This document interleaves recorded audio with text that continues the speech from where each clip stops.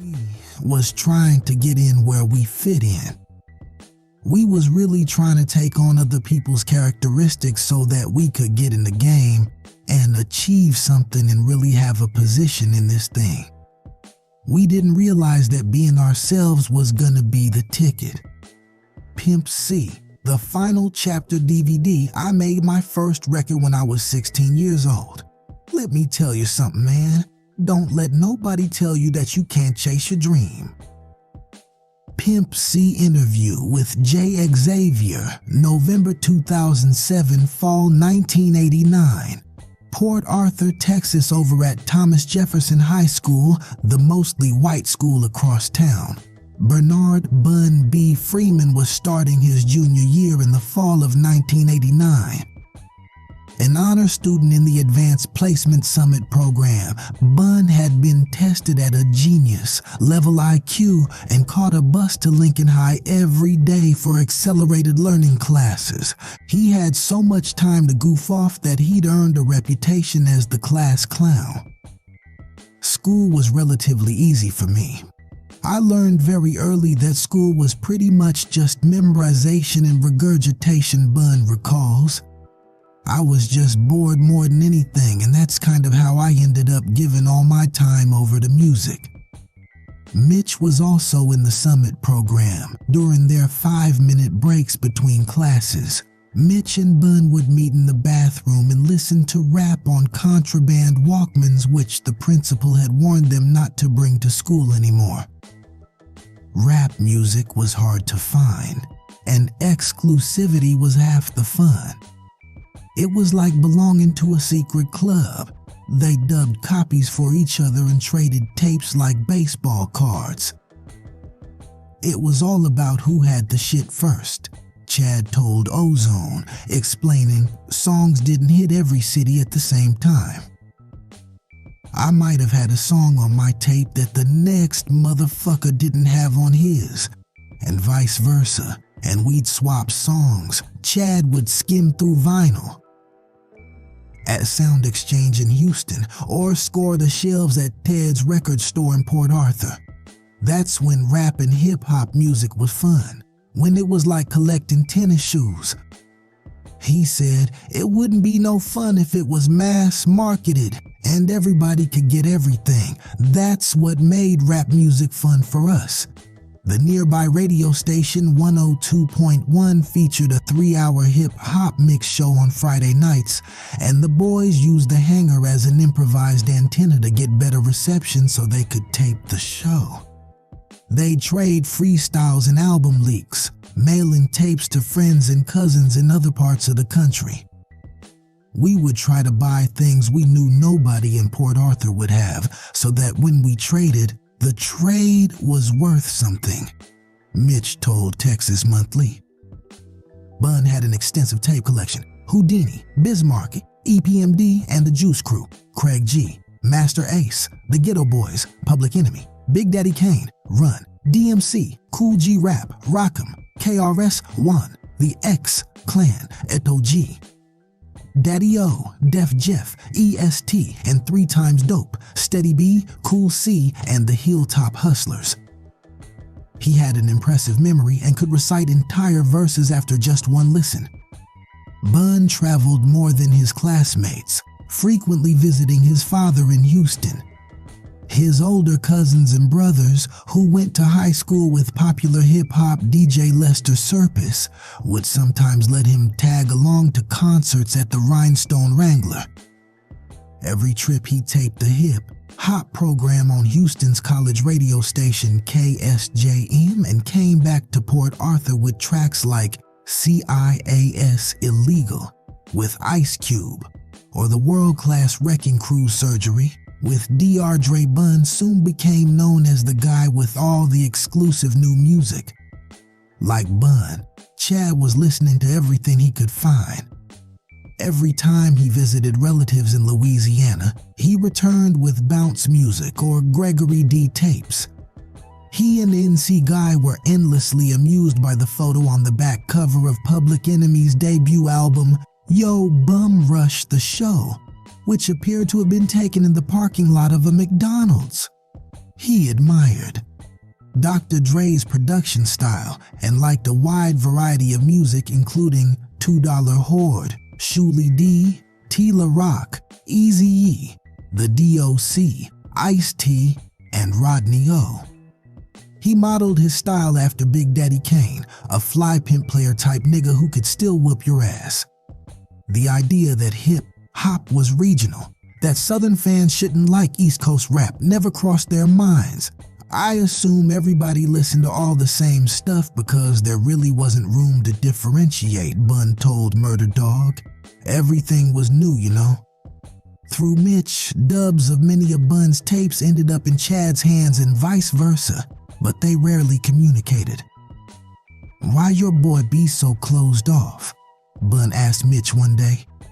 "Oh, he cool, Mitch assured him. BUN found himself both intrigued and offended by Chad's swagger. "Man, this dude really think he doing something. This guy really think he lived," BUN thought watching Chad pass by in the school hallway one afternoon, wearing a mustard yellow oak tree suit with jewelry and a pair of Adidas sneakers. He knew Chad and Mitch had a rap group, and Chad was really living the part. Still, BUN couldn't help but admit the whole outfit looked kinda fly. He stole another glance after Chad passed by. Man, he looked just like boys on TV be looking like. How he do that in Port Arthur? BUN wondered Chad didn't know BUN that well, but had him pegged as just a big talker, always name-dropping and bragging about some rappers he'd met. "This nigga lying," Chad would think. "This nigga don't know nobody." "I didn't really fuck with that nigga," Chad told Murder Dog. "The nigga would always come around. He always had all the tapes early. He was like a rap fanatic. I thought he was telling lies all the time." "We were absolutely yin and yang," BUN agrees. "We didn't really know each other, and we didn't really feel like we had anything in common. He thought I was full of shit. I thought he was full of shit." Their simmering tension finally came to a head at a local football game when Chad overheard BUN bragging about some rappers he'd met at an Eazy-E concert in Houston. "Nigga, stop lying," Chad scoffed. "You don't know them dudes." BUN pulled out a Polaroid picture of Ice Cube's Scarface jukebox of the Ghetto Boys and Immigrant, which silenced Chad. But he wasn't completely convinced. "So where you at?" He thought sarcastically. "I bet you're taking a picture, huh?" Regardless, the Polaroid broke the ice and Chad and BUN struck up a conversation, if only for Mitch's sake. By the end of the game, BUN realized he'd pegged this kid all wrong. "You know, you aight, cat," he told Chad, nodding his approval. Chad nodded back. At the end of the 1989 football season, the band director M.R. Petrie asked Chad, now a sophomore, to write a song for the football team and perform it at their end-of-season banquet. The track, "It's All the Way Live," was the highlight of the evening. Chad rapped, "I got a phone call from Mr. P. He said, make me a rhyme and a hip-hop beat." I said, "What would be the subject of this hip-hop rhyme?" He said, "Football." I said, "Okay, fine." Place to place, town to town, the Lincoln Bumblebees sure do get down like when I'm on the mic. I do get hyped, the bees of PA cannot be stopped. Now eagles can fly and yellow jackets can sting, but like Coke, the bumblebees are the real thing, whether football or basket, band or scholastic, Lincoln High School always has the right package. Chad beamed as his peers rewarded him with a rousing ovation. He put a lot of thought into doing that song, Mitch recalls. It came over real well. I'll never forget the reaction that he got. The whole football team was really hyped about it. Mama Wes, applauding louder than anyone else, understood the significance of the moment. Throughout all the school activities and local talent shows, Chad had always been second to the older and more established DJ DMD. Now that DMD had graduated, Chad had finally earned the respect of his peers. Chad and Mitch continued recording, experimenting with their style. Chad produced a solo MQJ record called Nowhere to Hide, talking over the outro. Yeah, I gotta grab my nuts on that one, G, yeah. All the pussy ain't yours, nigga. I want some pussy, nigga. This is Pimp C. Before bursting into a bout of maniacal laughter. Hard Motherfucker was another East Coast style record. The hook combination of West Coast rap group Duck Six, DJ Quick Diz Compton's Most Wanted, over a sample from Soul to Soul's popular record Back to Life. Chad didn't realize Monroe had been paying such close attention to all the experimentation he'd been doing until he offered some unsolicited advice. "You know the problem with that rap shit?" Monroe told Chad. "The problem with that shit is that it's noise." The teenager immediately turned defensive. "What you mean it's noise?" "Nah, listen to what I'm telling you, boy," Monroe told him. "That shit is noise. Ain't no music in that shit. You put some music in that shit and you might be able to get paid. You know how to read music. Get that noise out of there and make some music." Chad was silent, thinking of the Bomb Squad and Public Enemy tracks he had on repeat, which were filled with sound effects and samples. Maybe Monroe was right. It was noisy. He'd already noticed that Dr. Dre and Too Short were adding bass lines to their music. "Put some music in that shit, boy, and you gonna win," Monroe nodded. Chad spent hours mulling over his stepfather's suggestion, digging through his vinyl collection of old school soul and funk records looking for samples. He pulled his childhood organ out of the closet and dusted it off. He was also blossoming into a talented singer. He just set a state record as the youngest student to achieve a Division I rating on a classical solo. He'd blown away the audience with his rendition of Eddie Kendrick's first tenor on the Temptations' Silent Night during the school Christmas concert. He and Mitch often traveled for choir competitions, perfecting Italian sonnets and Negro spirituals. Monroe's mother adored Chad and arranged for the teenager to sing a tea at her Methodist church in Beaumont, a position usually reserved for professional singers. Accompanying him on the piano was his choir teacher, Mrs. Cole, an accomplished pianist who was such a staple at the high school that yearbook staff used the same photo of her every year. Through Mrs. Cole, the Lincoln High Choir received an invitation to sing with Stephen F. Austin University's choir. The event put them on the radar of a concert production company called Mid-America, which was organizing a performance at Carnegie Hall in New York City.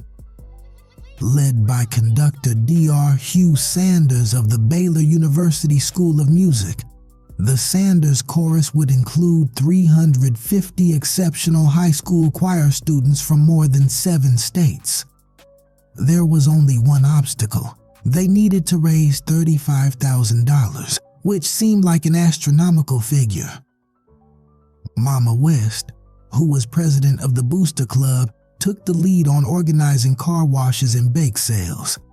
She begged the Port Arthur News to run a story soliciting donations and convinced local churches and oil refineries to chip in. The kids sold Lincoln Bumblebee watches and bagged newspapers for the post office. Mama West bought bags of candy and took Chad and Mitch to Crowley, where Chad's grandmother sent them door to door and called ahead to all her friends, insisting they buy at least 5. When Mama West organized a teen dance at the Sacred Heart as a fundraiser for the Carnegie trip, 19-year-old DJ Action / Scarface of the Ghetto Boys happened to be in town on another mission.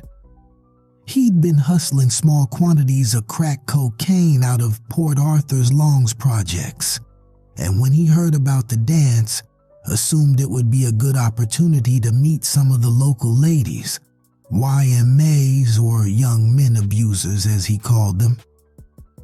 Mama Wes and Mitch's mother Margie were manning the entrance near the end of the night when a group of 3 approached the table, 2 boys in their late teens, one wearing a long black trench coat and a midget. $5, Mama Wes told him. The midget produced a $100 bill. "You got change for this?" Chad, who apparently had forgiven the ghetto boys for Scarface, rushed through the crowd and breathlessly asked his mother, "Mama, you made them pay." "That's the Ghetto Boys." The Ghetto Boys trio walked straight towards the DJ booth where DJ DMD was playing Afro Rican's Give It All You Got doggy style. DMD's mouth dropped as DJ Action indicated that he wanted to get on the turntables. DMD handed over the headphones. After Action Scarface found his place on the record, he took the headphones off and scratched the record furiously. DMD, Mitch, and Chad watched, impressed. "That was the funniest thing," Mama Wes recalls. "I thought C and Mitch were gonna piss on themselves. They were so excited. I thought C and Mitch were going to have a stroke." Still, DJ DMD was losing interest in rap, reflecting the general attitude in Port Arthur. He said he wasn't going to do no more rapping, Chad recalled on the Final Chapter DVD. It was kinda like rapping wasn't cool no more. That wasn't the thing to do. DMD had mailed out packages with DMI's rap. In its rawest form, demoed to major record labels. But the only artist who had elicited any response was Lee Master, a popular athlete with clever wordplay. DMD decided he would rather focus on Lee instead of Mission Impossible. Donnie Young, who still spent most of his day hustling on Short Texas, passed by Lincoln High one day as school lit out. He found Chad in the band room nearly in tears. "What the fuck is wrong with you?" Donnie asked. "Man, nigga Dory left," Chad mumbled bitterly. DMD had decided to move to Houston. Upset at DMD's abrupt departure, Chad and Mitch decided they needed a new name. "We probably would have kept the name Mission Impossible, but because it was affiliated with what Dory DMD was doing, and it hurt so much for him to leave the group and not even really tell us what he was gonna do, we just decided to eradicate the name," Mitch explains. Late one night, Mitch was sitting on the edge of the bed in his bedroom, listening to music, when the name of the song they'd done popped in his head, Underground King. He ran to the kitchen and dialed Mama West's phone number on his parents' rotary phone. "Underground Kings," Mitch blurted out as soon as Chad answered. "What? Underground Kings?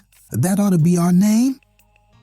It was a routine morning in the library when Mama Wes hoisted a heavy cast, iron overhead projector into its slot on a 5-foot-tall cart. The leg of the cart broke, sending the heavy apparatus smashing down onto her right foot, clad in open-toe sandals. Mama Wes was already recovering from a car accident and could barely walk for months. Her foot remained swollen, stiff, and red, and even a light touch brought severe burning pain. She was diagnosed with RSD, reflex sympathetic dystrophy, today known as complex regional pain syndrome or CRPS, a rare incurable condition caused by nerve damage. But even with a swollen foot, Mama Wes was determined not to miss the trip to New York. Monroe bought her a wheelchair, and her mother Bessie donated a pair of crutches. She set aside some funds from their last and final fundraiser to get souvenirs for Chad and Mitch. Mrs. Cole checked the weather conditions daily in New York and wrote the forecast on the board in her classroom. Chad and the other students weren't looking forward to the cold and rainy winter weather, which they weren't accustomed to in the warm, humid Port Arthur climate. The Port Arthur news and news cameras from the local Channel 6 waited at Lincoln High before dawn on April 7, 1990. As 25 students and 11 adults gathered to load up on the chartered bus. "My mama sold everything but pussy to get us over there," Chad remarked to one female reporter, ignoring his mother's glare. Kids ready for New York read the headline in the Port Arthur News that morning, describing their months of rehearsal and fundraising in a flurry of last-minute packing. After a layover in St. Louis, they touched down at New York's LaGuardia Airport on Saturday afternoon and watched the landscape of towering skyscrapers come into view. Everything you have ever heard or read about drivers in New York is true, the group later reported in a letter to sponsors. They might not even stop when the light changes. We never saw any speed limit signs. Chad and Mitch were entranced by it all. The atmosphere, the traffic, the crowds of people, the Empire State Building. Street vendors crowded the sidewalks. Mama West felt claustrophobic. Everything was close together, just squashed up together, she remembers. That was the hardest thing for us to adjust to. After they checked into the Pinna Hotel across from Madison Square Garden, the group saw the appropriately titled Broadway musical, Mama I Wanna Sing. Chad and Mitch were sharing a room and, as always, looking for ways to get in trouble. Mitch walked to a liquor store across the street to pick up a cheap beer called Little King's Cream Ale, tagline, "It's good to be king," which they only drank because it had kings in the name. The Pinta Hotel was dated, and the group was in for a surprise the next morning when they learned the hotel had no hot water. After 3 hours of rehearsals, they took the subway to Harlem for a tour of the Apollo Theater and sat through a filming of Showtime at the Apollo.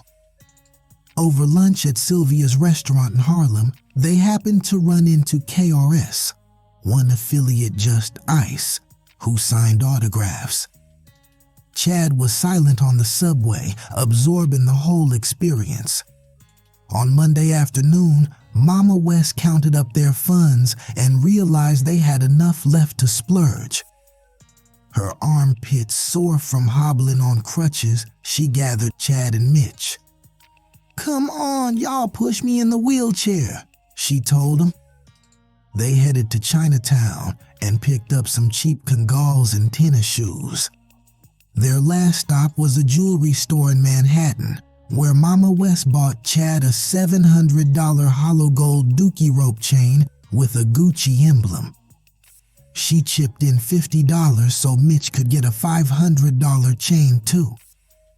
The jeweler, feeling sympathetic, gave him a $sign piece for free.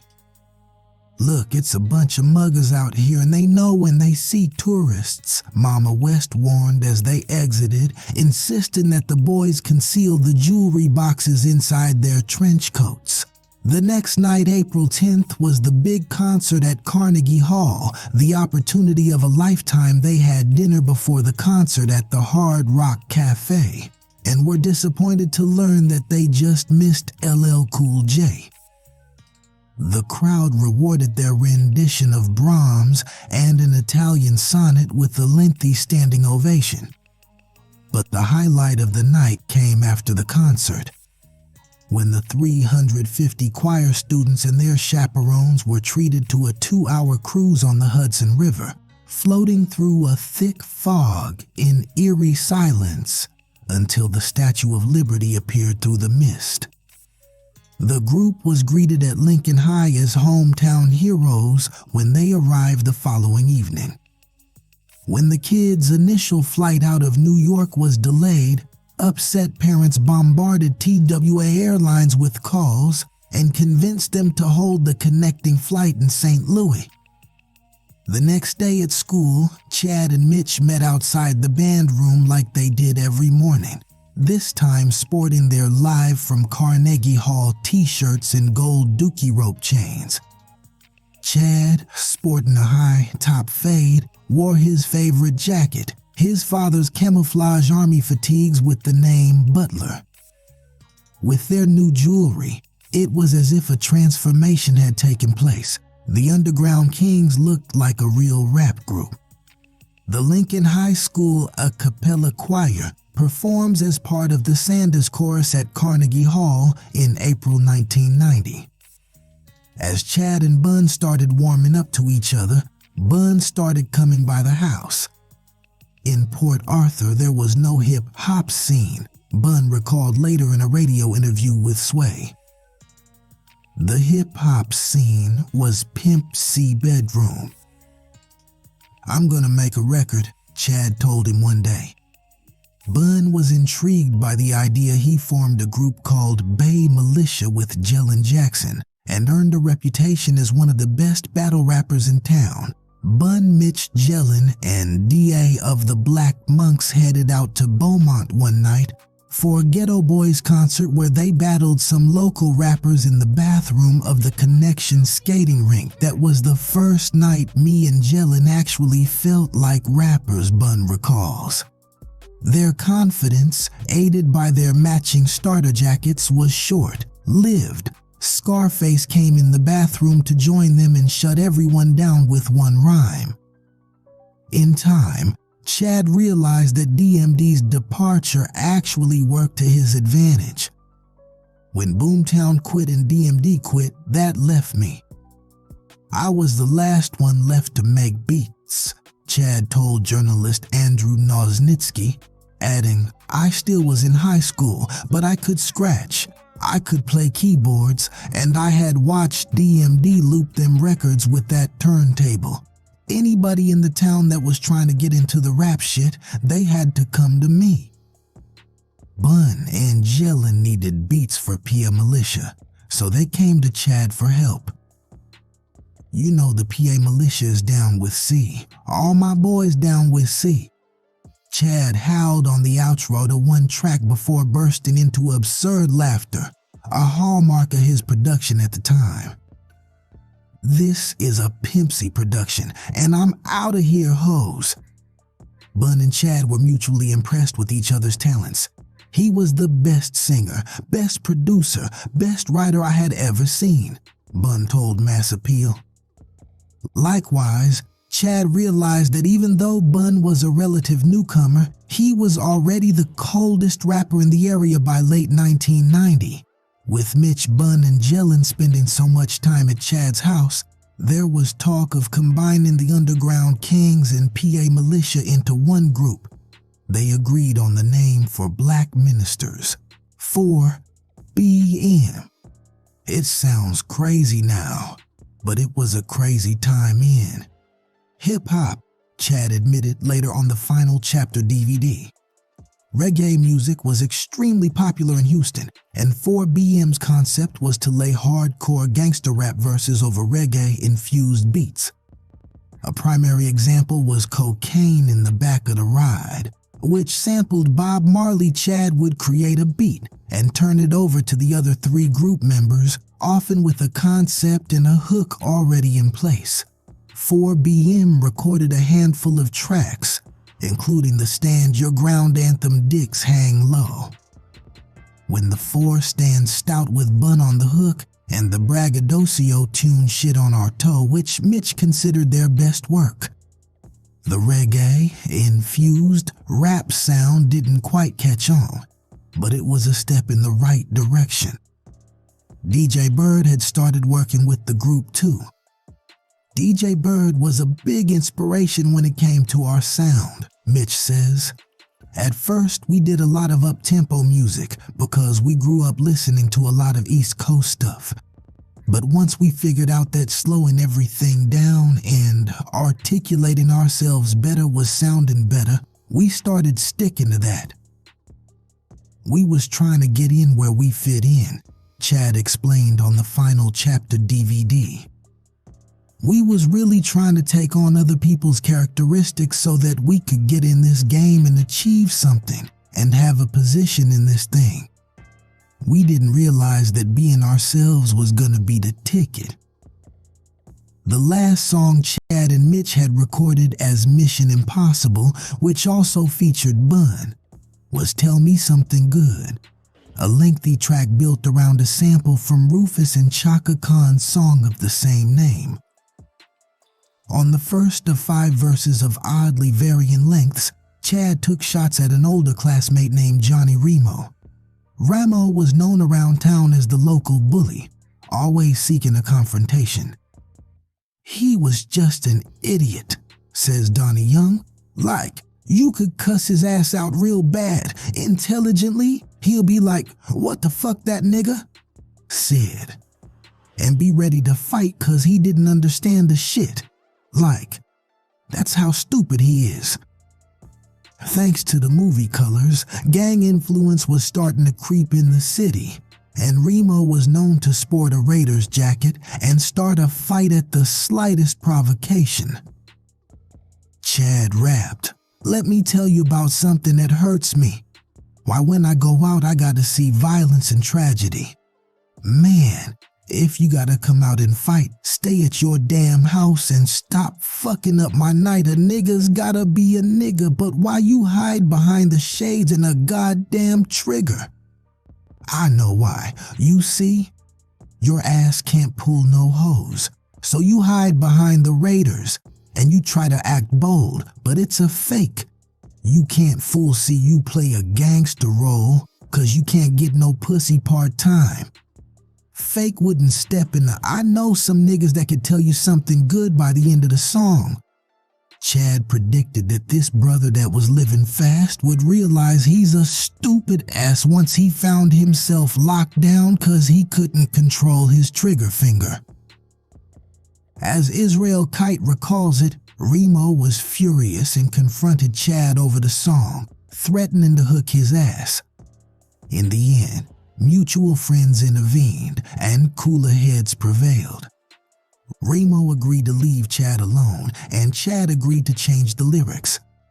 Besides, Tell Me Something Good didn't fit with 4BMS rap infused reggae theme, so Chad set the song to the side.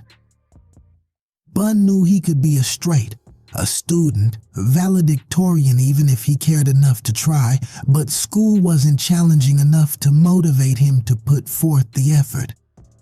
By the last semester of his senior year, he was just doing enough to maintain an 88 average so he could stay.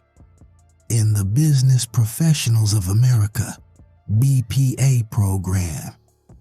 BPA organized field trips where the kids had free time to sneak off and drink alcohol, smoke weed, and play poker. Drama class was one of the few things that held his attention. He excelled in several plays like Raisin in the Sun. You got a lot of foolishness in you, but it's not bad foolishness, his drama teacher told him. With graduation fast approaching, BUN was getting a lot of pressure from all directions to decide on a career path. He'd always known he was smart, savvy enough to be a lawyer, articulate enough to be a preacher, but none of these options seemed intriguing. I really had no aspirations to be anything, he recalls. His 3 older brothers, Rodney Jr., Robert, and Johnny, had been in and out of prison for most of their lives. I watched all 3 of my brothers break my mother's heart, and I just felt like I didn't want to do that shit, BUN remembers. Fuck it, he decided. I'm just gonna go graduate and I'm gonna go to college so she can have one kid that she can brag on. BUN's friend Freddie Johnson walked out of drama class one day and happened to glance at the trash can outside the doorway. At the top of the heap was a notebook he'd recognize anywhere, BUN's rap notebook filled with rhymes. He rescued the tablet and called BUN when he got home from school. "What's the deal?" he asked.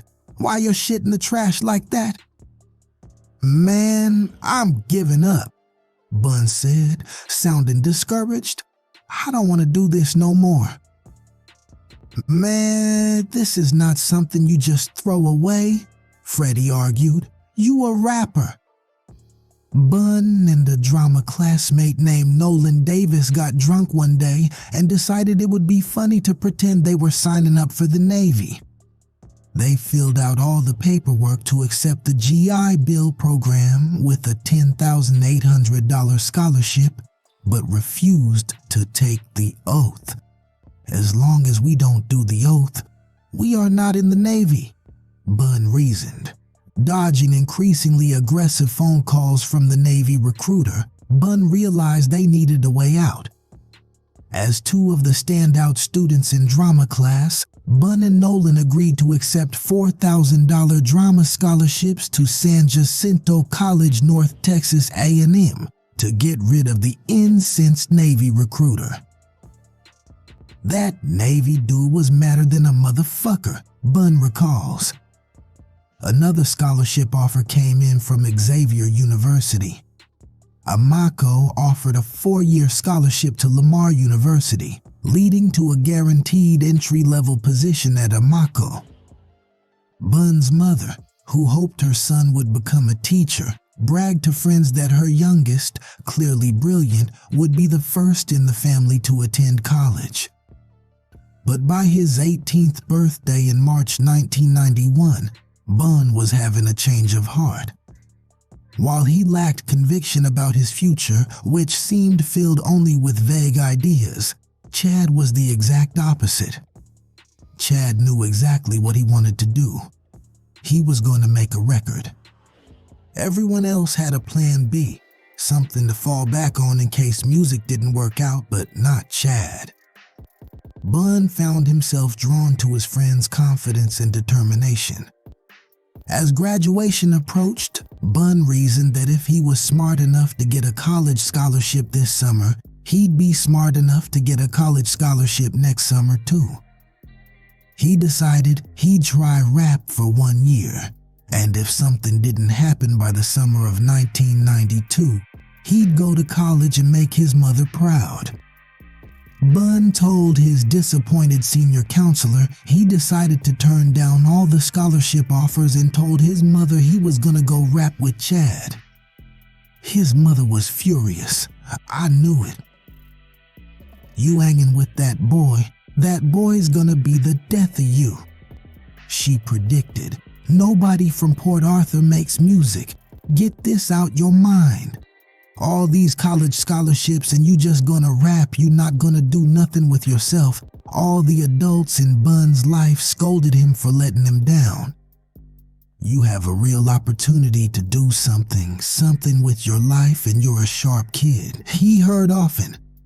I don't know why you got caught up in this rap shit. Ultimately, the opposition only gave Bun the extra motivation he needed.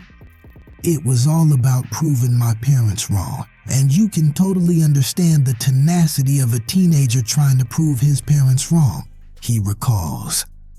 I gave 151%. I was like, I gotta make it now, otherwise they're right. And I'm not gonna give them that satisfaction,